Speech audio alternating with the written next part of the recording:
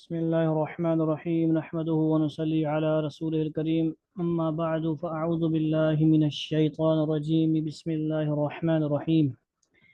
ألا بذكر الله تطمئن القلوب ذکر اللہ کے فضائل و مسائل کتاب ہمارے پاس ہے جی. تو آج انشاءاللہ اس کا انتخاب ہے. انشاءاللہ جو کچھ توفیق میں ہوگا پڑھا جائے گا. الحمدللہ وکفا والصلاة والسلام علی عباده الذین اصطفیٰ. اللہ تعالیٰ بے انتہا بڑے ہیں، ان کی یاد بھی بہت بڑی ہے. اللہ تعالیٰ کا ارشاد ہے وَلَذِكْرُ اللَّهِ اکبر. اللہ کے ذکر کے بارے میں انشاءاللہ یہ سیشن ہوگا، ہمارا پہلا سیشن. اور اللہ تعالیٰ کی یاد بہت بڑی چیز ہے. سورۃ العنکبوت 21ویں سپارہ میں ہے یاد، اور اس کی یاد سے انسان کے دل کو حقیقی اطمینان و سکون حاصل ہوتا ہے. الا بذکر اللہ تطمئن القلوب. اچھی طرح سن لو، خبردار، دلوں کو اطمینان یاد الہی سے حاصل ہوتا ہے. اور یہی اطمینان و سکون انسان کے اندر وہ عزم اور حوصلہ پیدا کرتا ہے جو اس کو اللہ تعالیٰ کے سوا ہر خوف اور ہر طمع سے بے پرواہ کر دیتا ہے. تو یہی وہ اصل قوت اور حقیقی جوہر ہے جو ایمان اور اللہ تعالیٰ کی یاد سے حاصل ہوتا ہے. اور جس شخص اور جس قوم کو حقیقی معنوں میں ایمان اور یاد الہی کی نعمت نصیب ہوتی ہے، وہ شخص اور وہ قوم حقیقی عزت و ترقی کی راہ پر بڑھتی ہے. اور یہی ایمان و یاد الہی پوری شریعت کی روح ہے. تمام اعمال حسنہ جیسے نماز، روزہ،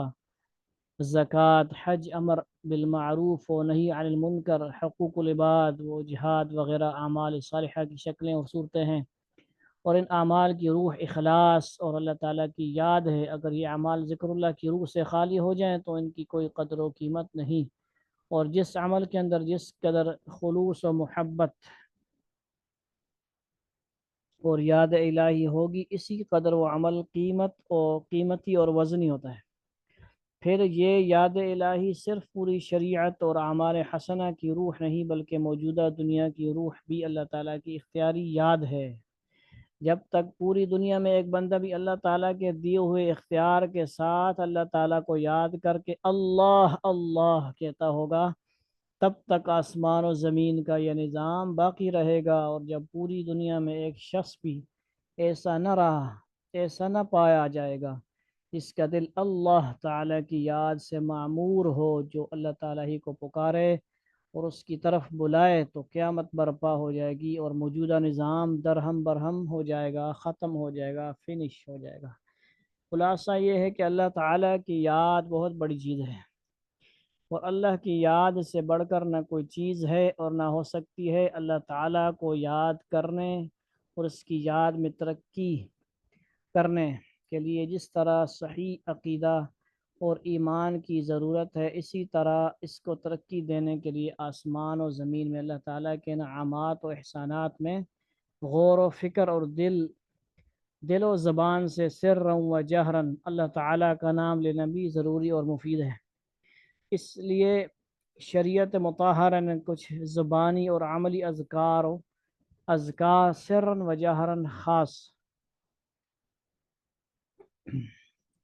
مقدار میں فرض واجب فرمائے ہیں، قرار دیے ہیں، فرض و واجب قرار دیے، جن کی ایک کامل صورت نماز ہے. نیز فرض و واجب مقدار کے علاوہ کثرت سے ذکر کی ترغیب دی ہے تاکہ اللہ تعالیٰ کے قرب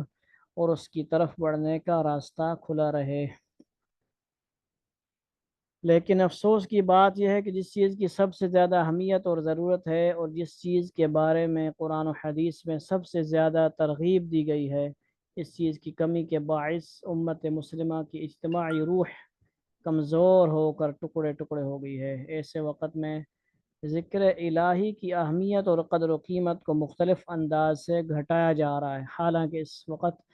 امت مسلمہ کے ساتھ بلکہ پوری انسانیت کے ساتھ خیر خواہی اور ہمدردی یہ تھی کہ لوگوں کو کثرت ذکر اور آخرت کی طرف متوجہ کیا جاتا، لیکن بعض لوگوں نے اس معاملے میں کچھ ایسا رویہ اختیار کیا ہے جس کی وجہ سے عام لوگوں میں تو کیا دینی طلباء و علماء میں بھی یاد الہی کا جذبہ کمزور پڑتا جا رہا ہے. اور لوگوں کی زبان عام طور پر اللہ تعالیٰ کے نام کی بجائے اپنے اپنے لیڈروں کے ذکر سے تر رہتی ہے۔ ان میں سے بعض نے یہ رویہ اختیار کیا ہوا ہے کہ جب وہ کسی ایسے طالب علم کو دیکھتے ہیں جو صوم و صلات کا زیادہ پابند ہے اور عمامہ باندھتا ہے، تو ایسے طالب علم کو شیخ اور صوفی وغیرہ کے نام سے یاد کر کے اس کا مذاق اڑاتے ہیں، اور اس طرح وہ لوگوں کے دلوں میں نبی کریم صلی اللہ علیہ وسلم کی سنتوں، عماموں، پگڑیوں وغیرہ اور یاد الہی کی قدر و قیمت کم کرتے ہیں۔ اور ان میں سے بعض لوگ ایسے ہیں کہ مجالس ذکر کے انعقاد کا انکار کرتے ہیں، اور اس کی وجہ یہ بتاتے ہیں کہ احناف کے نزدیک تداعی الی نوافل درست نہیں ہے۔ حالانکہ یہ اصول صرف نوافل کی جماعت کے ساتھ خاص ہے کہ نفلی نماز کی جماعت کو اذان سے نہ بلایا جائے، مطلقاً نفلی کاموں اور اذکار کی طرف بلانا اور پھر اس کے انکار کو احناف کی طرف منسوب کرنا احناف کے ساتھ وہ بڑی زیادتی ہے اور ان کو عملی میدان میں بدنام کرنا ہے۔ مجالس ذکر کی طرف بلانا اور ایسی مجالس کے انعقاد کی ترغیب تو وہ خود واضح نصوص اور احادیث سے ثابت ہے، اور جس طرح شریعت میں ذکر کی ترغیب موجود ہے اس طرح مجلس ذکر کی بھی موجود ہے۔ ٹھیک ہے جی، تو یہاں پہ ان میں سے بعض لوگ ایسے بھی ہیں جو ذکر جہر کو ناجائز قرار دیتے ہیں اور اپنے مدعا کی تائید اور دلیل میں ادعوا ربکم تضرعا وخفیہ، قرآن کی آیت وَاذْكُرْ رَبَّكَ فِي نَفْسِكَ تَضَرُّعًا وَخِيفَةً وَدُونَ الْجَهْرِ مِنَ الْقَوْلِ اربعوا علی انفسکم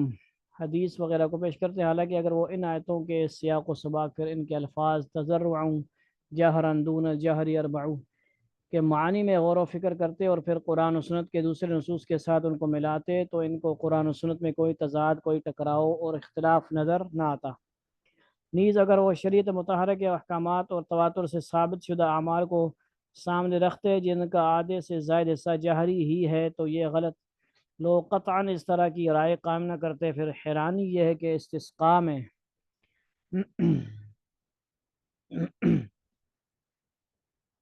صرف جہری قرات ہی نہیں بلکہ اس میں جہراً دعائیں بھی مانگی جاتی ہیں،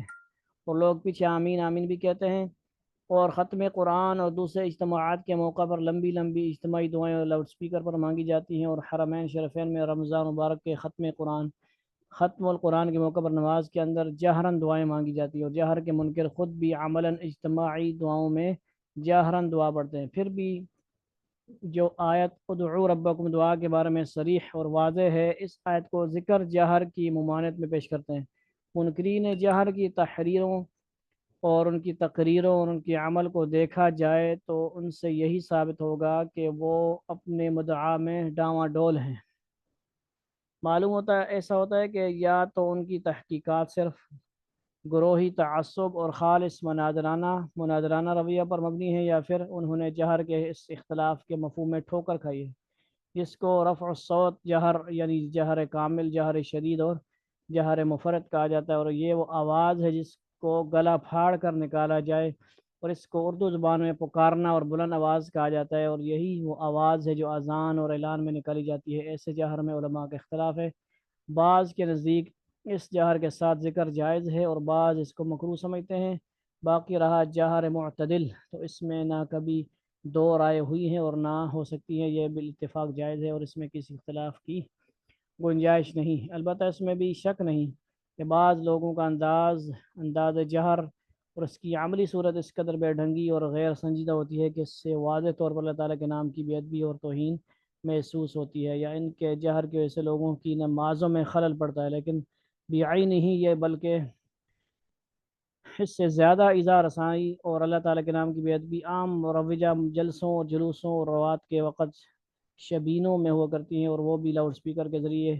یقیناً ایسے جلسے جنوں پر نکیر لازم ہے جن کی وجہ سے لوگوں کو ایذا رسائی ہو، اور اللہ تعالیٰ کا نام ایسے اچھل کود کر لیا جائے جس میں اللہ تعالیٰ کے نام کی توہین ہو، یا مجلس ذکر یا کوئی جلسہ اجتماع وقار سنجیدگی کے خلاف ہو۔ اس بات کا آسان حل یہ ہے کہ جہر اور مجلس ذکر پر نکیر نہ کی جائے اور عام اصول کو پھیلایا جائے، وہ یہ کہ اللہ تعالیٰ کا نام محبت و عظمت سے لیا جائے، اور ایسے انداز سے قطن پرہیز کیا جائے جس میں اللہ تعالیٰ کے نام کی عظمت و عزت مجروح ہوتی ہے، یا کسی نمازی کی نماز میں خلل واقع ہوتا ہو، یا وہ سوئے ہوئے یا جسمانی مریض کو اس سے ایذا اور نقصان پہنچتا ہو، یا اس قدر شدید جہر ہو جس کی وجہ سے خود ذکر کرنے والے کو ایذا اور نقصان پہنچنے کا اندیشہ ہو، یا جنگی موقع پر کیا جائے جس کی وجہ سے دشمن کو اسلامی فوج کے ٹھکانوں کا پتہ چلے، یا اپنی مجلس سے ذکر پر اس قدر زور دیا جائے کہ اس میں اگر کوئی نہ بیٹھے تو اس پر لعن طعن کیا جائے، اور اس کو اپنی نفلی حیثیت سے بڑھا کر اس کو فرضیت کے درجے پر پہنچا دیا جائے، تو یہ وہ عام اصول ہیں جس کی وجہ سے کوئی جائز اور نفلی کام ناجائز ہو جاتا ہے۔ تو یہاں پہ ذکر کے بارے میں سامنے ایسے ہی لگ رہا ہے جیسے جہرن ذکر کا ہی جو ہے وہ بات کی جا رہی ہو۔ یہ تو ابتدا ہے، سرن ہو جہرن ہو ذکر کرنا ثابت ہے اور جائز ہے تمام، ٹھیک ہے جی۔ صرف یہ ہے کہ پھول ہے، پھول سے کوئی کون سا پھول لے لیتا ہے، کوئی کون سا پھول لے لیتا ہے، کسی کے پاس جہری پھول چلا جاتا ہے اور کوئی سیرن پھول لے لیتا ہے۔ خوشبو سب میں ہے، اثر سب میں ہے، تاثیر سب میں ہے۔ قرآن حدیث میں سرن جہرن ذکر ثابت ہیں، ٹھیک ہے جی۔ دل سے ذکر کرنا، خاموشی سے ذکر کرنا، یہ بھی ثابت ہے۔ زبان سے لا الہ الا اللہ پڑھنا، الا اللہ پڑھنا، اللہ پڑھنا، اللہ کا ناموں کا وَلِلَّهِ الْأَسْمَاءُ الْحُسْنَى فَادْعُوهُ بِهَا، یہ ثابت ہیں۔ تو ٹھیک ہے جی، اس سے کوئی یہ نہ سمجھے کہ صرف جہرن ذکر کا اس جو سیشن میں ذکر ہو رہا ہے، آئندہ ہمارے سیشنوں میں انشاءاللہ تفصیلات آتی رہیں گی قرآن و حدیث سے، انشاءاللہ آیات و حدیث پیش کی جاتی رہیں گی۔ یہ ہمارا پہلا سیشن ہے، اور انشاءاللہ اس میں خلاصہ یہی ہے کہ ذکر جو بھی کر رہے ہیں جہرن سرن، تو اپنے ذکر پہ ایک ہی جو ہے اپنے آپ کو اچھا نہ سمجھا جائے، صرف ایک ہی ذکر کو جو ہے مجلس کو زور نہ دیا جائے کہ بس ادھر جو آ گیا بس ٹھیک ہے جی، جو ادھر نہیں آیا نا تو بس اس کی خیر نہیں ہے، اس کا ایمان کا خطرہ ہو جائے گا جی۔ آپس میں بھی مسلکی اختلافات، آپس میں ایک مسلک والے جو ہیں، کوئی جہری کرتا ہے ذکر، کوئی سری کرتا ہے، یہ علاج ہیں، اللہ کی یاد ہے، ٹھیک ہے جی۔ تو نفل ہے، نفلی نماز چھپ کر کرنا افضل زیادہ سمجھی جاتی، کوئی کہتے ہیں کہ زیادہ افضلیت جو ہے وہ ذکر خفی میں ہے، سرن ذکر میں ہے۔ تو یہ جس کو جس سے فائدہ ہو جائے، فائدہ ہوتا ہے ضرور ہوتا ہے، ثواب تو ہے ہی ہے، مرشد کامل پکڑنا اور صحیح اتباع سنت والا مرشد، اور شریعت کا تابع، سنت کا پیکر ہو، سنت پہ کارآمد ہو، اس کو اہمیت دی جائے، نہ کہ بے نمازی ہوں، نمازوں کی پرواہ نہ کرنے والے ہوں، اور بڑی بڑی مجلسیں ہوں، بڑی بڑی محفلیں ہوں، قوالیاں ہوں، بہت کچھ ہوں، اور نماز کے وقت رفو چکر ہو جائیں، ایسے پھر وہ شریعت اور جو اصلاح ہے، تصوف ہے، یہ الگ الگ چیز نہیں ہے، شریعت، اصلاح، روحانیت یہ ایک ہی چیز ہے۔ اللہ رب العزت ہمیں عمل کی توفیق عطا فرمائے، سرن ہو جہرن ہو، کیونکہ ہمارے مرشد گرامی بہت سارے ہیں ماشاءاللہ، تو سرن جہرن ہر قسم کے ذکر سے ہمارا واسطہ ہے، اور اصل کیا ہے؟ اللہ کو راضی کرنا، اللہ کی یاد، ذکر سری ذکر ہے، خفی ذکر ہے، رواں رواں بال بال ذکر کرتا ہے آدمی، زبان سے بھی اس کے اندر ثابت ہیں ذکر، اور جو ہے دل کے اندر خفی طریقے سے بھی ذکر ثابت ہے۔ اللہ تعالی ہمیں سمجھ عمل کی توفیق عطا فرمائے، تو خواہ مخواہ کے اعتراض سے بچائے، اور یہ بہت ہی دلوں کی شفا ہیں، دلوں کے اندر شفا پیدا کرنے والے ہیں۔ اللہ تعالیٰ کا ذکر، اللہ کی ذکر سے سکون حاصل ہوتا ہے، تو یہ سکون دنیا آخرت میں کامیابی کا سکون ہے، اسی سے کامیابی ملتی ہے، روحانی قوت آتی ہے، اعمال میں جان آتی ہے، نمازوں میں قوت آتی ہے، حج اعمال تمام ہر جو عمل کے ساتھ ذکر کا آیا ہے، ٹھیک ہے جی، جہاد ہو، حج ہو، دعائیں ہی دعائیں ہیں، وہ سارا ذکر ہی ذکر ہے، تو ذکر کے بغیر اعمال ہے ہی نہیں، نمازوں میں ذکر، قرآن خود ذکر۔ اللہ تعالیٰ عمل کی توفیق عطا فرمائے، وآخر دعوانا الحمد للہ رب العالمین، والسلام علیکم ورحمۃ اللہ وبرکاتہ۔